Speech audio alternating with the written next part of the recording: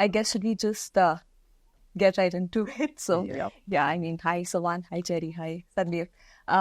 Before we even start, I just wanted to thank you for hosting us at the Liana farm. It's such a beautiful place. And from whatever little I have seen so far, and I feel like I'm barely scratched the surface.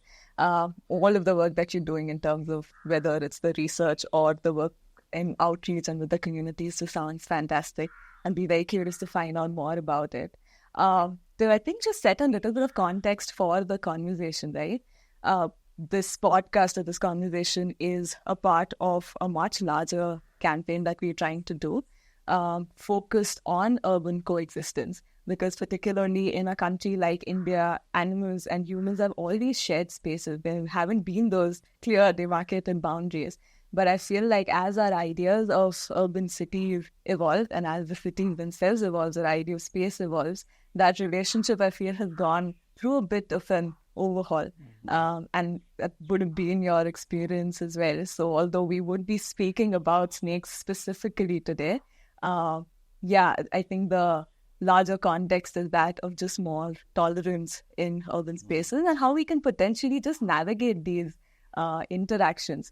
So I feel like I really want to direct my first question to you about having worked in the space for this while, right? How do you see the urban coexistence landscape change? And although the Liana Trust's work has been largely focused in rural India in terms of research and outreach, you've also worked with a fair amount of communities and departments in urban areas as well. Why do you feel there is a need to address that immediately, and how have you seen that landscape change? I think the landscape change is pretty much where it's at. Not so much from work, but just from having lived in Bangalore most of my life. If you look at the snapshot of Bangalore today, you think, oh, nice city. And well, some people think, oh, nice city. But if you look at how it's changed in not that long a time, if you just look at something like 20 or 25 years. 25 years ago, there were wild boar in Koramangala, which is now there's hardly enough space to park a motorcycle. And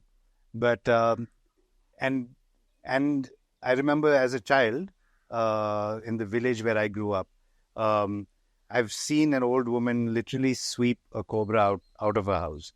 And her grandson actually goes nuts. He goes bonkers if he sees the smallest of snake, and he's terrified. And I think there's so much that's gone into this change. I mean, media, a disconnect. No one sees these animals all the time. We see crows, pigeons, and a few sparrows, and not much else. But it used to be commonplace to see, a snake in your backyard, or a mongoose running through, or a civet in your roof. And that's changed. I think that's a big, the disconnect is the biggest problem. And I feel like even amongst of all the species that you mentioned or that continue to be found in the vicinity of human settlements, I feel none of them are possibly as sensationalized or as misunderstood as the snake. And as you said, right, because there is this disconnect, we fear something that we don't understand well. And there's so many myths and misconceptions surrounding snake, which unfortunately also make them an object of so much fear and harm and mishandling. So I'm really opening this question out to both of you. What are some of the things that people typically get really wrong about snakes? And if you could just, this is really an open-end question, but if you can describe how snakes are in an urban landscape, what their behavior is like a little bit. I think firstly, when we say snakes, that doesn't really paint a clear picture, because there are some snakes, it would be like saying birds, but you don't find a lot of birds that used to be in Bangalore anymore. And similarly with snakes, growing up, there were actually more than 20 species in Bangalore that we could find quite regularly. Nowadays, if you speak with rescuers, they find spectacled cobras, they find rat snakes and checkered keelbacks. Those are the most common ones, and then the occasional wolf snake or whatever. But the diversity is gone. And just like with any other group of animals, snakes are pretty diverse. I mean, each species has its own, it's spent millions of years evolving to best suit a certain environment or a place, type, or or a hunting mechanism, or a survival strategy. And each of these are so different from the other that changes might affect one species like a spectral cobra positively, but another species like a green keelback negatively. So there are no green keelbacks left in Bangalore. We don't see them at all. There used to be species like olive keelbacks, which in J.C. Daniels' book Reptiles of India, he had mentioned in distribution, extremely common within Bangalore, and you don't see them at all anymore. And that's because changes have happened. But when you see a newspaper clipping saying, snake incidents on the rise, or it just broad brushes them, and that's it's quite inaccurate to be able to focus on snakes as one bucket. So I think that's something that definitely needs change. And as far as mishandling goes, I know Sumanth has a lot to say about it. So yes. But also in terms of what we get wrong about snakes, and when the minute we talk about snakes, right? Even growing up, the first thing my family has always said is, "What's a snake going to do? It's going to bite you." That's pretty much been relegated to the role of a snake. It's there on earth to bite people, type of thing. And the reality is that we wouldn't be 1.4 billion people in this country if snakes were there to just bite us at any given point of time. There is such an ingrained misconception about snakes. If you see a snake, it's going to bite you. That's the norm. And the general belief is all snakes are dangerous. There's no concept of venomous, non-venomous. Those don't come into conversations at home. Like, I never grew up speaking about snakes, either in college or at home. And those gave rise to so many misconceptions, which it still does. We still don't talk about snakes at home or at school even. We don't talk about any of the creatures around us, even dogs for that matter. The first instinctive reaction when anyone sees a snake is to pick up a stick to beat it. When they see a dog is to pick up a stone to throw at it. There's never a conversation to say what is okay, what is not okay when it comes to snakes. That, I think, is where the crux of the problem is, right? We're never shown a snake and said, it's okay to just watch it and let it be where it is. The minute we see a snake, there's a pandemonium to call 150 people to come and either take it away or kill it. That's to me is the driver of what change in people's attitude towards snake is. There's never conversations. Like, for me growing up, any information on snake either came from television or from cinema, which are both terrible places to learn anything factual from. Growing up, I grew up thinking that snakes will take revenge on you and keep you in their memory for 12 years, because Vishnuvardhan sang a song many years ago. That stayed, and just to look at it critically and look at the impact of cinema on people's perception, that is still true. And I was thinking of this when you were talking about it. One of the questions we get asked most frequently is if on a new moon day or a full moon day, a woman turns into a cobra and a cobra turns into a woman. But these are all driving our decisions when we see an actual snake in front of us. And I don't think we give that enough importance today as much as we used to before. I also remember, Gerry, in one of our earlier conversations when you were saying, right, that because there is this kind of disconnect, there might be a belief that, oh, the snake doesn't belong here and that it belongs someplace else. I had two questions from whatever species that do exist now in the cities. Is it true that the interactions have risen? And secondly, if you try and move the snake out of, even if you just find it in your vicinity and you try and move it someplace else, what does it do to the urban ecosystem? Firstly, the short answer is we don't know. So snakes, basically, we don't know if incidents have gone up or not, or if it's just reporting and everyone on social media and things like that. But it's safe to say that there are a lot of interactions in cities all over the country. And I think unfortunately, the interactions they're definitely not functional. And most often they are dictated by fear. So whether it is, calling a snake catcher, rescuer, to remove the snake and release it somewhere else. I think one of the biggest issues is that we constantly use this thing back into its natural habitat. And we don't think of space, we don't think of our spaces as natural. And yeah, they may not be pristine, but there's still spaces within an ecosystem. And if you find a snake around your home or whatever, that's where it belongs. It's not that it belongs somewhere else. It's not come from somewhere else. It lives there. And moving it, we found quite often leads to its death. And it's a frenzied, painful death. And it takes a few months, but it does kill the snakes. More important than that is what it does to the ecosystem. So, there's at one level, you talk about the individual homeowner and the individual snake. But if you think about systems at play, what we're doing inadvertently is altering an ecosystem where the snake was and altering an ecosystem where the snake is going to. So I think that is something that we have to be very cognizant of. We are causing damage. And very often this damage boomerangs at ourselves, because you take a rat snake out or even a cobra out of an ecosystem, and if that's your modus operandi, then you're taking snakes out regularly, the prey species will breed. I mean, the rats, everything that these snakes are keeping a check on will breed exponentially.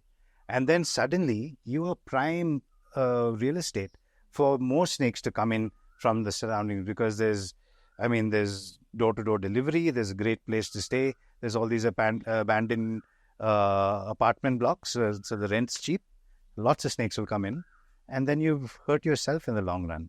So we really need to start thinking about what we're doing, and we need to be a lot more careful about the vocabulary we use. I had a question for you. Like Gerry just mentioned, right, that people are also just a part of their ecosystem, that we're not separate from it. With HSI, the work that you've been doing, whether it's engaging with policies, and I know collaboration is a big focus, right, and that you're working with the Liana Trust as well. You also address a lot of urban communities, organizations, all of that. Often when there is a conservationist coming and speaking to you, the misconception is that it's a very wildlife first approach. But really that doesn't work, because you can't speak of conservation without understanding the role of humans in that ecosystem and then their relationship with their natural environment. And there may really be some challenges that are difficult to navigate, but unless you don't address that, it is hard to foster that coexistence. So based on your own experience of having worked with these communities, having interacted with residents in the urban areas, what are some of the key challenges that they face? What are some of their notions and concerns that could potentially be a roadblock? Yeah, no, I think it also sort of ties into what Gerry was just speaking about in terms of terms and what they truly mean. When we say rescue, it's immediately drawing a line in the sand, and it's putting people and snakes on two different sides of this line. When that happens, everybody presumes that one is a threat to another, and one has to be removed from the equation for the other to flourish, which is not what we want to do at all. What we'd like people to do is to start thinking of communities as inclusive spaces, that's inclusive of both people and the animals around them. Whenever I've gone to communities and spoken to them, there's always this notion that it's a community of people and animals need to be kept out of it. And in a country like India, especially with a species like snakes, that's never going to happen. Unless you put a glass dome going several feet underground as well and covered entirely from top, you're never going to be able to keep snakes and people away from each other. And it also ties back into our own practices, right? Whenever I've gone to communities, one of the things I've always flagged to them is to say that if you need to have fewer and fewer snakes that you encounter, you need to look at what's driving snakes indoors first. Start looking at your waste management practices. Start looking at your landscaping practices. What are you doing to reduce the number of rodents inside? And I've told innumerable communities that if you have a snake inside, it's a sign that your surroundings are not clean. That's all the snake is coming and telling you there. If you work on that, over a period of time, you'll definitely see fewer interactions with snakes. Again, there'll never be a time when the snakes are not there at all. And that's something that communities, we tell them that they have to come to terms with it, that they are sharing space with snakes. No matter what you do, no matter how many snakes you catch and move, you're never going to see a time when there's going to be no snakes in a community. They're always going to be there. And snakes have been removed for years now. I started doing snake rescues in 98, 99. Since then, we've always been removing snakes, and we've made terrible mistakes in the past of relocating them as well. But we've done that, and it's not solved the problem. We've got maybe 200 snake rescuers in Bangalore today, and each of them addressing anywhere between 20 to 30 calls on a daily basis on average. If all of those snakes were removed, the problem should have been sorted by now. If it's not, and we're constantly reporting more and more interactions, clearly indicates that removal of snakes doesn't solve the problem. So my interaction with communities has been, this is what has been done. It's not helped. Let's figure out what we can do. Let's first come to terms with the fact that snakes are going to be around. Everyone's concern is the same. The safety of kids who are playing, the safety of me who's walking, and there's simple things that they can do to inculcate into their own practices, day-to-day practices of how they can be safe. And in some communities, it's been very successful. We've spoken to them about evolving and inculcating some of these practices, and it's worked for them, where they've come to a place where they identify a dangerous situation and not ask for removal of snake in every instance. And they've been able to make peace with the fact that there are snakes around them. And how do they keep the kids safe, which is what the concern is. And that's absolutely valid. I think this is the perfect segue to kind of come to Sandeep, because you were one of the residences of Good Earth, right? And you mentioned the word eco-villages, like that's the concept that they're trying to build. So in the heart of the city, you have these urban communities that have really learned to live with snakes. And now you're saying this could go up to like 800 homes who have just learned to coexist, and not just with snakes, but I'm guessing any kind of wildlife that exists in that region. So, which isn't the typical attitude, right? That what these guys have been able to create is some kind of an exception. So what is the approach in that case really like with the residents? Is it a very, something that's very intentionally done? And what role does the community buy-in play in making something like this happen? Right. So I think this whole exercise at Good Earth started way back, like I think 10 years ago, when initial set of residents started coming in. And there's a bunch of guys who really were concerned about the fact that we did have a lot of snakes. And it's probably even started with people at the construction site.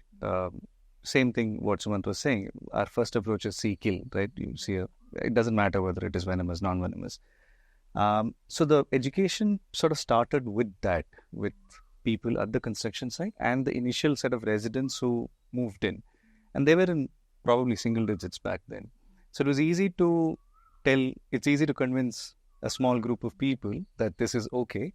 And then you start sort of extending that philosophy to a larger group.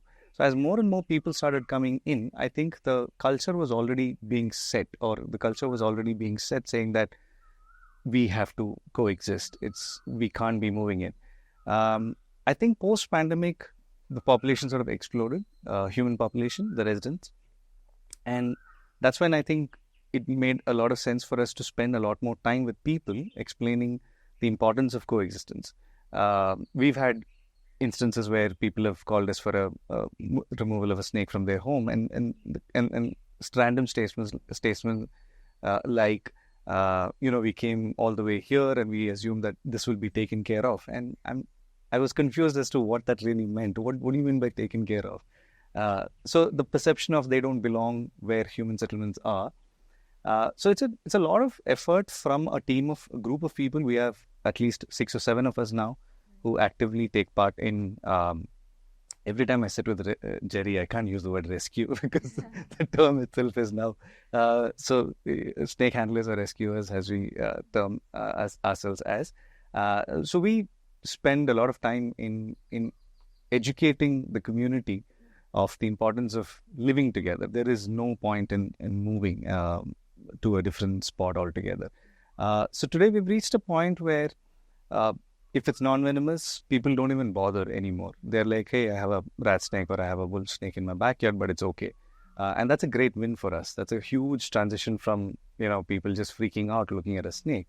It's only when it comes to now, we're almost reaching a point where even with venomous ones, if it's really close to your house, it's inside a shoebox, it's inside your home, only then we will take it out. Otherwise, let it be. It's going to be part of this equation. And like Sumanth mentioned, I think it also is important to sort of start with the kids. I think we grew up as a generation really scared of snakes, and that I don't think we should pass on to the next generation. So we spend a lot of time with kids as well. So there are awareness sessions that we conduct regularly.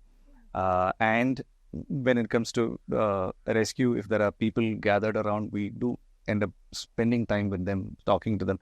including the support staff. For them, it's a very different ball game, right? We've seen it in our gaon, what we do. We whack the snake, it, sort of quietens down, then we move it. And they probably don't even realize that they've already killed the snake. Right? So we do spend time with them. And the transition has been beautiful. And I'm really glad to be part of an ecosystem right now where we are like 500 plus families, fairly peaceful living around snakes. When you say that, really, although there is a lot more tolerance now or acceptance now that you will be sharing the space with snakes or any other kind of wildlife, in case of an emergency, your first point of contact will be either snake rescuers or handlers. And I think that this is a good time to address that a lot of these words are being used interchangeably, whether it's catchers, handlers, rescuers, what we term as interaction, what we term as conflict. And because language forms such an important part of how you build perception around something, could you clarify a little bit about which situation warrants for the use of what word? So I think to begin with conflict, conflict really isn't a perception. Conflict should be a reality. So just the mere presence of humans and animals isn't synonymous with conflict. So if you see a snake, it doesn't need to be conflict. And I think that's something that's really been, unfortunately, that's what's been pushed by many a rescuer is, what do you do when you see a snake? Call a rescuer. No, you don't. You can just watch the snake. And people can actually think about whether conflict is real at that situation or not. So is the snake outside? Is it far away? Not conflict. Is it a venomous or a non-venomous snake? Okay. Cobra, Russell's viper, I'm going to stay on my guard. Rat snake, no problem at all. And those kind of things need to start seeping in to your general perceptions. It needs to be pretty much as simple as, it's not like we're taking risk out of the equation in our day-to-day lives, right? What we are doing is not facing a fear. So if we were keen on removing risk from the equation, we wouldn't be okay with open manholes or exposed live wires. And again, looking at the situation rather than the location is very important. You can remove a snake from a situation without removing it from a location. It's not like you see that snake every day in that same place, right? So that place inside your bedroom or bathroom or living room or garage, let's move it out of the thing. And that might actually be a better thing to do, because the snake will also learn that that's not a place that it can be safe. So, and I think we need to start being more sensible about it and think a little deeper. Yeah. Can I add on to what Gerry just said? I think also what's done is we use the term rescue so loosely, it's become greenwashing any practices. The minute we say rescue, because there's such a positive annotation of the word in general, anything that you do in the name of rescue seems okay. And it's also the narrative that's been built by even rescuers like me. I've also made these same mistakes in the past of saying we're rescuing the snake. And it really calls you to question, what are you rescuing it from? If there's a snake in a house, the situation, like Gerry said, is dangerous, but does it really warrant for that to be called a rescue?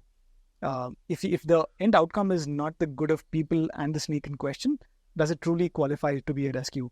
These are things that we often have to stop and ponder on, which a lot of snake handlers today, unfortunately, are not willing to. Because the minute they don't call it snake rescue, they feel like there's a loss in credibility of their own work and what they're doing. And that's where I think honesty in conversations need to come in, even if it's within groups of rescuers first, to address and say what we are doing is snake catching and moving. We're snake handlers. We're maybe not rescuing these snakes. If the snake doesn't end up surviving when we move it, how is it a rescue? And we're not helping people there either, because in due course it will increase the amount of snakes that you potentially have around you. So it's creating a void. And so what are you ultimately rescuing? And I think we don't realize that even terms like coexistence are so loaded in itself, right? It means so it has such a different context in rural setting here and in urban setting in cities like Bangalore. We use the term coexistence very loosely without addressing so many other factors that need to enable coexistence. There are policies, there are government systems, all of these need to play a role in actually enabling coexistence. So we really need to reflect and say, what are we saying in what situation? Is it apt for that? Because the minute you call it rescue, people are willing to bend over backwards and say, you're doing a great job, you're rescuing a snake. If there's a snake caught in a net, then you're truly rescuing it. But if there's a snake in a house and you're catching it and moving it 10 kilometers away, you're not rescuing the snake. These are things that we really have to be cognizant of. Or if there's a snake out in a field somewhere. Out in a field, yeah. Yeah.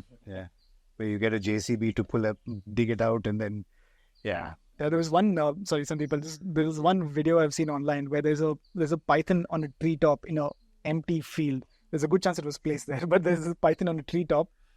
This entire community village comes together. There's one rescuer who gets a ladder, ties 2 ladders together, goes up on a tree, pushes this snake python off the tree into a cloth that's being held below, very poorly held below. That snake is almost certainly dead, and that's all that video's purpose is to generate views online.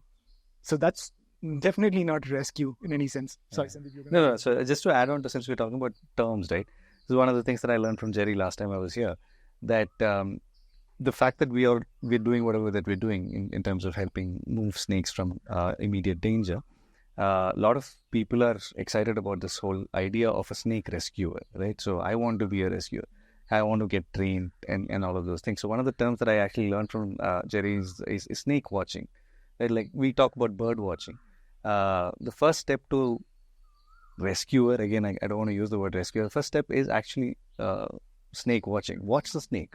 See how it behaves. My transition went from really petrified of snakes to somebody who now is actively helping move these snakes. Was just that. I started going with these guys to see what they're doing, and just watching these beautiful animals, you sort of learn so much, because each species behaves differently. A rat snake is so quick, whereas a cobra is not as quick as a rat snake. So you have to understand these things.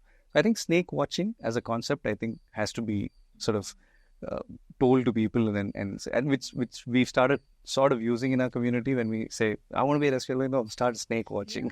No, and that's interesting, because then you're retracing all of these things of like whether it's fear or bravado or anything with just curiosity and just trying to find out more about something.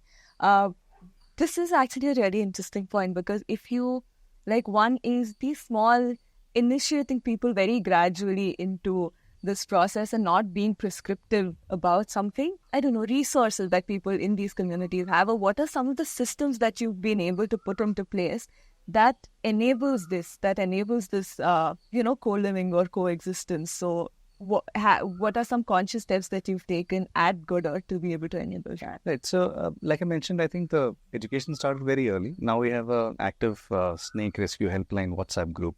Everyone's active. I think there are some 400, 500 people in that group. So every time they spot one, people are recording it, taking a picture or taking a video and then sending it. So the education sort of happens within that. There are times when none of us even respond to it, right? The conversation sort of happens on its own. They're like, I see the lines on the face. It's a rat snake. I think you should let it be. These are coming from residents. These are not even coming from people who are actually. So there are times when we wait. If it's non-venomous, we just wait around to see if the conversation sort of concludes by itself. So that's one step. The second, like I mentioned, there are awareness sessions that we do. So there are do's and don'ts. The common species found in our community. All of those things are actually fairly repeated often, and the conversation sort of happens right through. All of us, I think, spend enough time with people in general, like in our social interactions. Actually, my wife is really bored of social interactions now, because each time somebody comes over, like, what is the latest snake you got? Then I get on to one monologue. So so the conversations I see happening fairly often with people. And that sort of helps as well. And like I said, I think kids are a great way to sort of tell them, you don't need to be scared, but at the same time, be aware of that it can cause danger if you don't, if you over familiarize and you want to do something different. Yeah, and I do feel like snake handlers in cities, particularly in cities like Bangalore, where I've also worked extensively, snake handlers play a big role in enabling these conversations in communities. Should play. Yeah. Their approach to how they handle a situation when they go into a conflict into a place where there's a snake in a home, for instance, makes a big difference on how the community perceives snakes. If there's a rescuer or a snake handler who goes in saying, I want to come out of this situation as a hero who can catch the snake with my bare hands, then the perception of the community is going to alienate them further from snakes. If instead it's a very controlled, calm energy going into it, having a conversation with people, chit-chatting with them nicely, going and seeing what snake it is, and then advising them on what's the best course of action. If the energy of the situation is down, because invariably when as a snake handler you go into a snake rescue situation, there are people who gather around, because anytime there's a snake, if there's a JCB excavating, there are 20 people watching. So if there's a snake in a house, there's probably 50, 60 people watching and seeing what's going to happen. In that situation, and invariably everyone is scared, everyone is anxious. If as a rescuer you go and you come out with a snake in your hand, everyone's taking your pictures, everyone's asking for your number, it's very easy to let that get to your head and want to show off your skills of being able to hold this venomous creature in your hand. The truth is, we are, as snake handlers, they're getting a reaction out of a snake just to make it seem like they're doing something that's special and something that's only unique to them that no one else can do. If rescuers look at their job as going and removing snakes and coming back, that's not going to help solve the situation. All of us as people who handle snakes, our long-term vision is to be redundant. We should get to a place in 20 years from now where we're not required anymore to do what we're doing today. That's the vision that we all need to work towards. There is a strange knee-jerk reaction though amongst snake folks, and I know senior snake people, who are amongst the best at what they do in herpetology in the world, and if they see a snake, they will catch it, whether there's reason for it or not. They will catch it, and it makes no sense. And that's something that is so strange when it comes to snakes. And so Rom Whittaker and I have this. We say there's a few liquids that don't mix well together, and so it's venom, alcohol, and testosterone. And unfortunately, the snake has become this, cool factor. It's like the motorbike. It's like, it's just that, this is that, and just like a motorbike, anyone can ride a motorbike. Just the same way anyone can handle a snake. But the only reason we can handle a snake is because snakes allow us to. Okay, so and what we really do need to see is that if a snake truly wanted to bite us, like if we were snake food, we wouldn't stand a chance, because they can move so fast, so focusedly, and so accurately that as humans, especially as humans today, we would definitely not be able to get out of the way. So I think that humility needs to come into this entire equation. And the other really funny one is that, many snake handlers will talk about how many times they've been bitten as some sort of badge of honor. But if you think about it, that's your job, right? Now, if you were a driver and you said, I crash up once a month, no one's going to get into the car with you, right? But for some reason, the guy who gets bitten by a snake often, everyone talks about, newspapers will say, he's been bitten 270 something. Wow, talk about a slow learner. We really need to start getting objective about these things. And to add on to what Sandeep said and the community, and I think what they've done brilliantly is worked proactively and preemptively. It's not just a reaction when there's a snake in someone's compound, because then the energy can just be frenzied. But to be able to have objective, calm conversations outside of this thing, and that's what I feel that most rescuers aren't doing. Focusing on actual conservation, which is really about working with communities and saying, let them be. It's not a danger. If you must call me, then call me and I'll come. And then we also, it's not like you can tell anyone that, don't remove a snake, because sometimes situations just dictate that you have to. But those situations shouldn't be seen as successes. Those situations should be seen as like, had to move the snake today. And that would be honest. There's something really lovely that Ram said when we were shooting with him. He said that if you claim to really love and respect this species, and if you say that you really respect snakes, the way to treat something that you respect is not to put it through that much amount of stress, not to handle it in a way that would cause it stress, put it around your neck or kiss it on its forehead. That's not how you show respect towards something. And also, if you in that entire process of the perception of people that are interacting with it hasn't changed, and they still continue to look at it as something that's really dangerous, then, somewhere you kind of missed the mark with that. I think social media has had such a big impact on how these things are done. In the early 2000s, when there wasn't social media or internet, it was still a thing to take pictures of snakes that you rescue here and there. But because technology was so limited, you could only afford 36 photos in a real camera. So you wouldn't try all these things to try and get better pictures, so you get bigger following, you get more views. None of this was there. Now and we've seen horrid practices. Like these people who fill up drums with snakes and take them all and invert them for a good video of all these hundreds of snakes coming out of a drum. So you can't call yourself a rescuer. And I think that's the key difference, right? If you have to move a snake from a situation, like Gerry said, you move it, but then you have that bit of regret to say, I couldn't manage to convince people to leave the snake and I had to move it. You shouldn't be patting ourselves on the back and saying, I caught a snake today. I think the other problem with the extremes of, hundreds of snakes being tossed out at one time and all, is it normalizes other practices that are also not good. So, for example, if I said cobra, what's the first visual that comes to your mind? It's a hood, right? But that's not a normal cobra. That's a scared, stressed out, probably traumatized cobra. It's one that's afraid for its life, and it's using all this energy to spread these, bones, to spread out its skin and hold it that way. And if and that, I think, social media, but also by and large television, it's been for the longest time sensationalizing everything. So actually seeing and the sad part is that snakes are so incredible. You don't need the most dangerous snake in the world type of garbage, because they, on their own, sans human interaction, are also so amazing. Just how they've evolved, everything about them, the fact that, some snakes can see infrared, at a difference in temperature of 0.02 degrees centigrade. There are snakes that make nests. There are snakes that fly, all kinds of amazing stuff about snakes.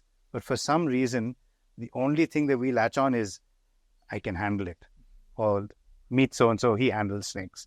And I think media needs to be more responsible. And I think it really we need to be much more in tune with what we're saying and how we're projecting things. There's a guy named Gerry who works in Agumbe, and he's wonderful. Okay, when he goes out to catch a king cobra, he's like, "Oh, hi, have you had breakfast? Have you given the breakfast?" There's not, "Oh, there's a king cobra, I got to go catch it and bag it." There's like, and I've also seen him remove a king cobra from a roof and release it there. Or I've seen him, spend days in one place because there was a mating pair of king cobras, and he's like, "Listen, let's not disturb them. I'll be here every day." And he would come back every day. And, I think that is what a true rescuer is, It's like, yeah, we'll see that there's no problem. And yeah, that's what we need to do. The thing is, you won't get accolades and adulation with that kind of thing. And it makes for really boring television. So you come there and you go like, "Oh, there's no problem. It's that snake. Yeah, cool. So I don't need to scurry up this tree and catch it." It's I think that's something that, snake watching, if you get a chance to watch snakes, you see so much cool stuff. And not just snakes, you see like an ecosystem. And it shouldn't be about lifers and stuff like that. I've seen this animal. It needs to be about, I spent 45 minutes watching this crow, and he did the most cool and crazy things. And they can be real jokers and clowns. So that gets you more in tune with stuff. Yeah. And this conversation with rescuers, we've had it with rescuers today. It's not new. We've had it with rescuers, and the standard response has been, "But people won't agree." And that's without trying. We've been in situations ourselves where we've had success doing this. So it's not true to say people won't agree. It's the amount of knowledge you have and the kind of conversation that you can have with people that makes the difference on whether they'll agree or not. And I guarantee you they won't agree 100% of the time. But if you're able to convince people to just let it be 8 out of 10 times, or even 7 out of 10 times, 1 out of 10 times also, that's still great. You've at least tried to do what a rescuer is supposed to do. If you don't succeed in it for whatever various other parameters, still okay, but you've tried. Your first response is not, I'm going to go catch that snake today. That's not the tally you end up with at the end of the day. Well, HSI and the Liana Trust have together launched a chatbot recently that's aimed at delivering information on the snakes around us, most commonly seen snakes around us. How do you avoid snakebite and snakebite management? The avoiding snakebite is from a very rural standpoint because that's where most of our work is. The snakebite management, the first aid of it, and the common snakes around us are common across urban and rural setting, here in Karnataka at least. Again, that's not a helpline, for instance, where when people have a snake, it's not something that they can reach out to. Or in the case of a snake bite, it's not the place for people to go to, but it's the place that can start off conversations with information that you have. Like the conversation that Sandeep is having in his community, the chatbot can provide you information on the snakes around you. What do you do in case of a bite? And it's always good to be prepared, and that comes with the acceptance that there are snakes around us, that they can, at any given point of time, there is a chance that there may be a bite on a community, in a community. So it's always good to be prepared with these beforehand. That's what the chatbot is aimed for.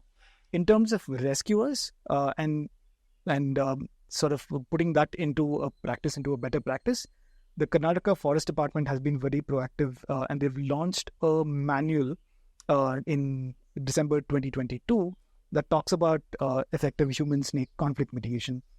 Under that manual, there's a lot of information on snakes and snake biology and the species found as well.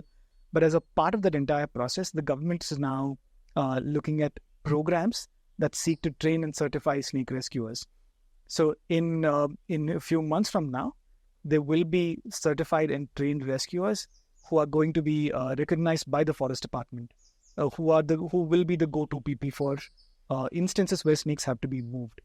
But again, there has to be a generational change even in snake rescuers who are part of the system to move away from the practice of moving snakes to actually being problem solvers in those situations. But that's the place to go to for snake rescue if it warrants a snake to be moved. In the absence of it, there are great places to learn about snakes. There is a website called indiansnakes.org, which also has quite a bit of information on snakes itself. The Madras Crocodile Bank Trust also puts out a lot of informative and education material on snakes. And both the Liana Trust and HSI pages also will have been putting out snakes, information on snakes ever so often. And the chatbot is the place to go to.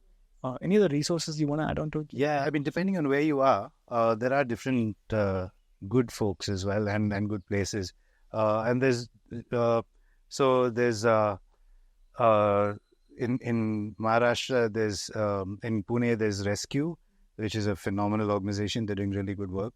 There is Snakebite Healing and Education, SHE for short, that also has an app that you can look at for stuff. But indiansnakes.org has also done the app. In fact, indiansnakes.org has created an app called Sarpa, which is very good for if you're in Kerala. I think it's going to be in Tamil Nadu soon, and one other place, and we're hoping to bring it to Karnataka as well, which will be sort of like an Uber for snake rescue. And it's quite an amazing app. And it gives all the basic stuff of what you need in case of this conflict in an urban setting. But truth be told, there isn't really conflict, at least not on the human side, in urban settings. No one in cities gets bitten. And that's possibly why snakebite in India is so ignored. The true conflict is out here, and it's even the numbers as mind-boggling as they are, of 58,000 people dying every year in our country, plus a much larger number suffering a permanent loss of life function. Just from our experience here, I feel that still might be underreported. So we need to. There's a lot that we're learning. But the good news is, as opposed to something like human elephant or human bear or human leopard conflict, where solutions are really, I mean, we're completely at sixes and sevens. We don't know what to do about it. With human snake conflict, we can actually change it, and it involves very basic change in human practices, what we do and how we do it, and that would keep us safe. It's really, really that simple. But like with leopards in the Terai, you could be walking home and be attacked by a leopard, right? Or or elephants are raiding fields and people come in the way and can get stomped by an elephant. No snake wants to pick a fight with us, right? And no snake wants to eat us, at least none of the venomous ones. And the really big ones, they're only in forests and protected areas. So I think we're safe around snakes. And people constantly talk about, but we have children. Like, yes, I've got children too. And both of them have grown up surrounded by a ton of snakes. And by the time they're two, they're like, oh, Tana, there's a rat snake. Oh, Tana, there's a thing. And the same way they're talking about, the same way we speak about a sunbird making a nest, we talk about a rat snake eating a toad or whatever. And that's the space that we live in. And it can be that. And it's quite wonderful to be that. And certainly wonderful to be, devoid of this fear. I don't think anyone really likes to live in fear of something. And if you don't have to, why? So. Yeah, I did. Just as we closed off, this was going to be my question, that if there could be, there's a whole bunch of things that we spoke about, but if in all of that, if there was one takeaway that you felt that somebody, like an urban listener, could just take away from this conversation, or even one thing that you want them to reflect over, what do you think that should be? You did answer it in fair. Short answer. No, long list. No, truth, I think we really need to, everything is pretty much interconnected. And as fluffy as it sounds, it's actually more true now than it ever was before. And we need to use less. We need to use a lot less. And yes, there's a school of thought that says, individuals can't make a difference. Well, 7 billion individuals can make a difference. So when we need to start doing that. And that kind of thinking, you'd never plant a tree because it's going to be 30 years before anything. So, and I think if we start looking at how things have changed, and really paying attention to that, we'd see the urgency of what we need to do. And I would really love to see olive keelbacks in Bangalore again. It would be fantastic. But yeah, fingers crossed. Yeah, for me, the one key takeaway is let's start talking. Let's start conversations about snakes in homes. It's not something that's far removed from us. It's not only the jungle. It's here in our backyard, irrespective of where we are. Let's start talking about snakes. I hope this is a conversation starter for people to learn more about snakes and start talking about them in homes. Like what Sandeep was saying, let's start talking more. A little too much in my case. A little bit so much. Yeah. Don't let your wife watch this. Well, just everybody, family, friends, they're just bored. They're like, I only have this to talk about. So yeah, I think one of the things is that I'm sort of going back, that the fact that if you can understand the fact that the snakes are actually more scared of us than the other way around, makes a huge difference. I think for me, that was the transition by doing snake watching. That was the difference. That was the key takeaway for me. Because we're not prey or a predator, they are not interested in us at all.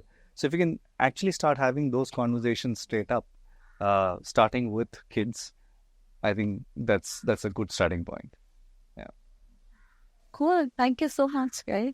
Thanks for this conversation, guys.